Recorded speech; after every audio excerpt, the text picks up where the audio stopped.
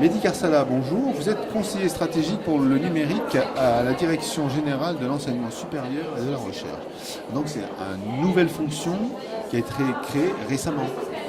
Oui, absolument. C'est un poste qui a été créé à la demande du secrétaire d'État Thierry Mandon, que j'occupe depuis le mois de juin 2016. Voilà, donc ça fait quelques mois. Voilà, et donc qui est rattaché directement à la directrice générale de l'enseignement supérieur et au directeur général de la recherche et de l'innovation. D'accord, donc on est à côté de la DNE, ça n'a rien à voir, on n'est pas dans la DGESCO, on est vraiment sur l'enseignement supérieur. Donc tout ça pour dire que le numérique effectivement devient un enjeu aussi pour l'enseignement supérieur. Oui, c'est plus qu'un enjeu. Aujourd'hui, la transition numérique, elle est à l'œuvre dans beaucoup d'établissements. Ce qui était devenu très compliqué finalement, c'est deux choses. C'est d'une part d'avoir toute la visibilité sur toutes les initiatives qui sont prises partout dans les établissements et au sein du ministère.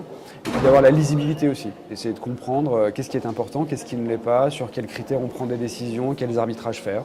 Voilà. Puis il y a une partie aussi qui concerne l'amélioration, la modernisation des usages, intégrer les usages numériques au sein même du ministère et de la direction de l'enseignement supérieur. Carrément. Donc après des programmes comme Fun et autres, vous suivez les programmes, parce que les universités sont autonomes, donc votre rôle c'est de suivre, d'initier, d'accompagner.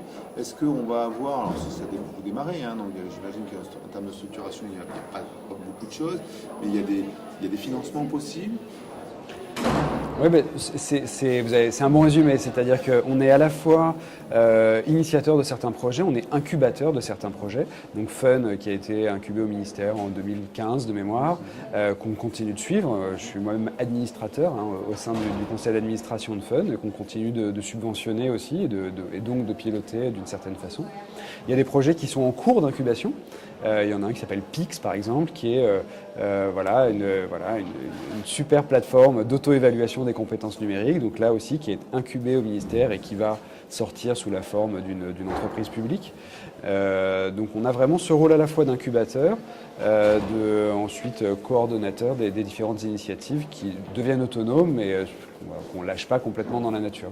Alors on parlait d'enjeux, parce que le numérique est un enjeu, on maîtrise bien le sujet dans tout ce qui est second degré, premier degré, collège, lycée.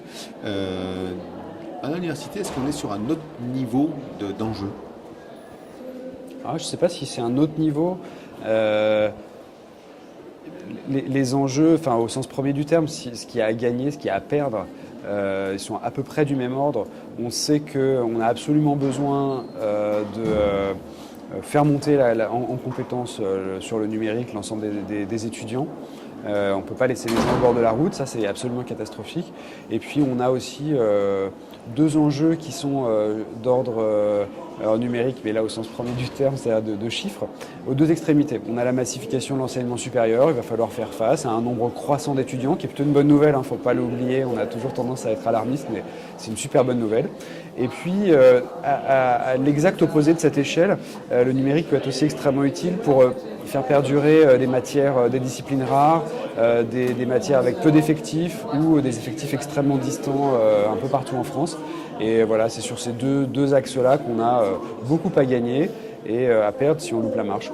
Alors, il y a un enjeu de gestion, mais au niveau international, il y a un enjeu quand même stratégique, puisque les universités, plus que les écoles, sont positionnées dans le monde et en compétition avec d'autres universités. Oui, alors je ne sais pas quelle place prend vraiment le numérique dans les classements internationaux, par exemple, et puis je ne sais pas quelle place non plus doivent prendre les universités dans ces classements internationaux. On a un modèle qui est un modèle français sur lequel n'importe quel étudiant peut s'inscrire à l'université, quels que soient ses résultats dans le secondaire, quels que soient ses moyens financiers. On a un axe extrêmement fort sur la pédagogie et sur l'innovation pédagogique. C'est des critères qui sont assez peu pris en compte dans les classements internationaux. Celui de la réussite ne l'est pas non plus. Donc je ne suis pas forcément alarmé par les classements moyens ou des universités sur Shanghai par exemple.